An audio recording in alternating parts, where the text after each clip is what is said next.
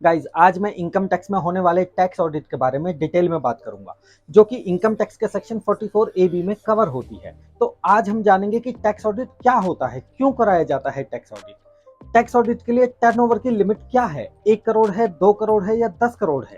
बहुत कंफ्यूजन होता है यहाँ पर। और किस लिमिट के बियॉन्ड जाने पर आप टैक्स ऑडिट में कवर हो जाएंगे। टैक्स ऑडिट कराने की और उसकी ITR फाइल करने की ड्यू डेट क्या है। नेक्स्ट हम जानेंगे कि टैक्स ऑडिट ना कराने के क्या कॉन्सिक्वेंसेज होंगे। और वीडियो के लास्ट में मैं आपको दूंगा एक जबरदस्त बोनस टिप्स और बताऊंगा कि क्या insurance commission, travel agency, manufacturer ये सभी लोग क्या बिजनेस में कवर होते हैं, क्योंकि यहाँ पर बहुत कंफ्यूजन होता है। अब आपके साथ एक एक करके मैं सभी क्वेश्चंस को लेने वाला हूं, बने रहिए मेरे साथ। लेकिन आगे चलने से पहले मेरे चैनल को अभी लाइक और सब्सक्राइब कर लीजिए। दोस्तों, जब भी टैक्स ऑडिट की बात आती है तो एक सवाल मन में आता है कि आखिर क्या होता है टैक्स ऑडिट, क्यों कराते हैं इसे।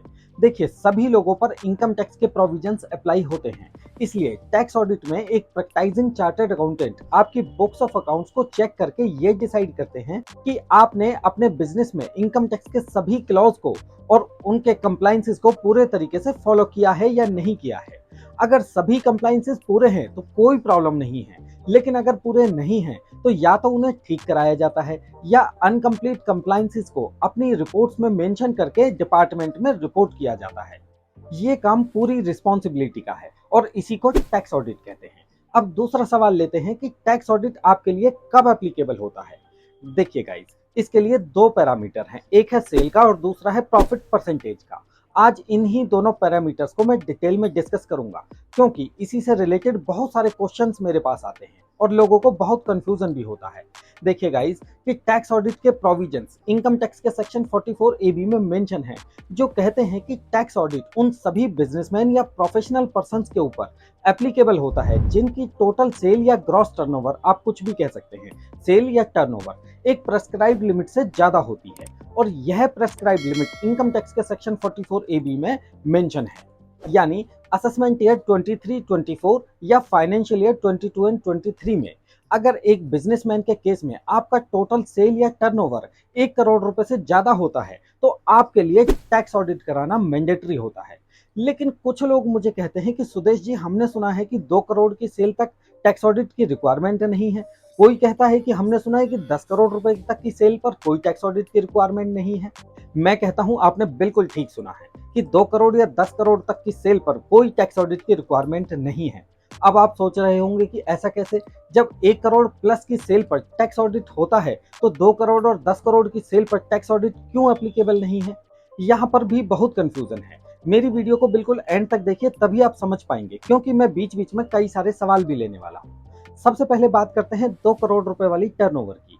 ऐसा इनकम टैक्स के सेक्शन 44 एडी के अकॉर्डिंग होता है। अब जरा ध्यान से समझिए, अगर आप इनकम टैक्स के प्रीजेम्प्टिव प्रोविजन यानी सेक्शन 44 एडी में अपना प्रॉफिट शो करते हैं, तब 2 करोड़ की सेल तक आपको टैक्स ऑडिट नहीं कराना होता। यानी अगर आपकी सेल 2 करोड़ या इससे कम होती है तो टैक्स ऑडिट एप्लीकेबल नहीं होगा। लेकिन इसके लिए आपको दो कंडीशंस पूरी करनी है। पहली कंडीशन कि आप अपनी सेल का मिनिमम 6% या 8% प्रॉफिट शो करते हो। दूसरी कंडीशन कि अगर आपकी सेल कैश और बैंक दोनों तरीके से होती है तो 95% से कम सेल की रिसिप्ट आपकी बैंकिंग चैनल से आती हो।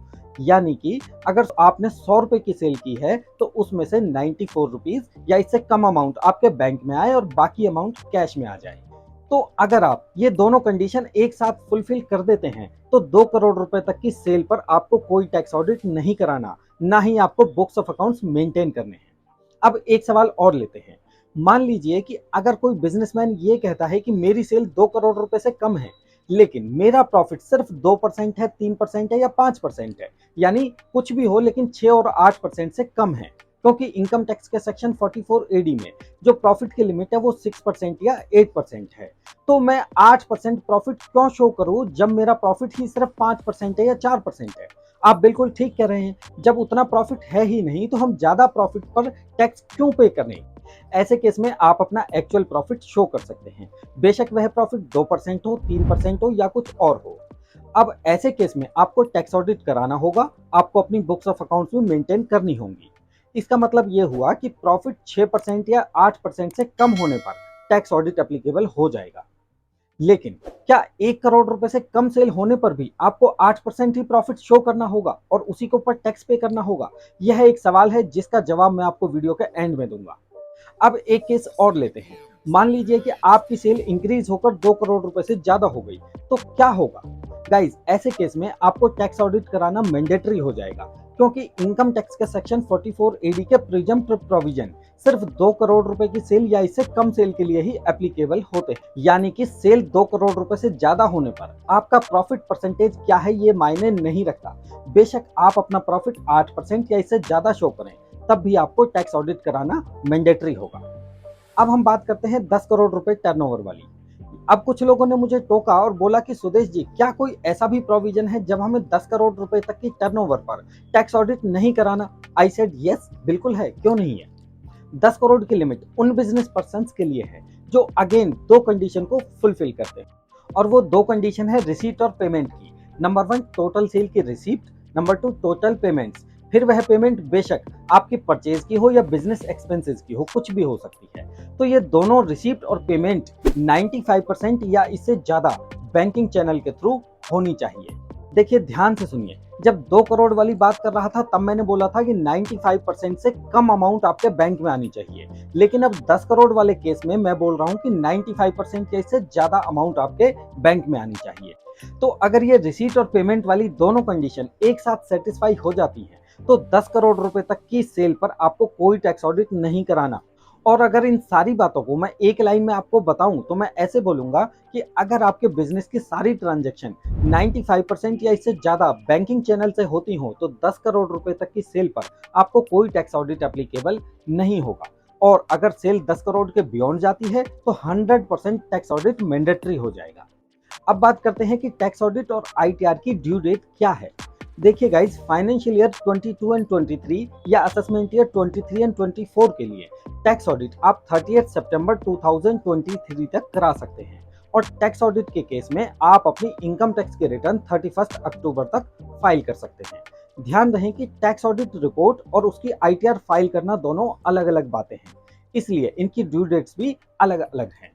अब बात करते हैं कि अगर आप टैक्स ऑडिट नहीं कराते तो क्या कॉन्सिक्वेंसेज होंगे। अगर आप टैक्स ऑडिट में कवर होते हैं और फिर भी ड्यू डेट से पहले आप टैक्स ऑडिट नहीं कराते, तो इनकम टैक्स के सेक्शन 271 सबसेक्शन बी के अकॉर्डिंग पेनल्टीज आपको पे करनी होंगी, और पेनल्टीज हैं 1,50,000 और 0.5% ऑफ योर टर्नओवर। दोनों में से जो भी कम होती है उतनी पेनल्टीज आपको देनी होंगी। मान लीजिए कि एक साल में आपकी सेल 1 करोड़ 20 लाख रुपए है, तो 0.5% ऑफ 1 करोड़ 20 लाख रुपए जो कि 60,000 रुपीज आता है, या 1,50,000, दोनों में जो भी कम होता है उतनी पेनल्टीज आपको देनी होंगी। तो 1 करोड़ 20 लाख रुपए की टर्नओवर वाले केस में आपको 60,000 रुपीज की पेनल्टी लग जाएगी।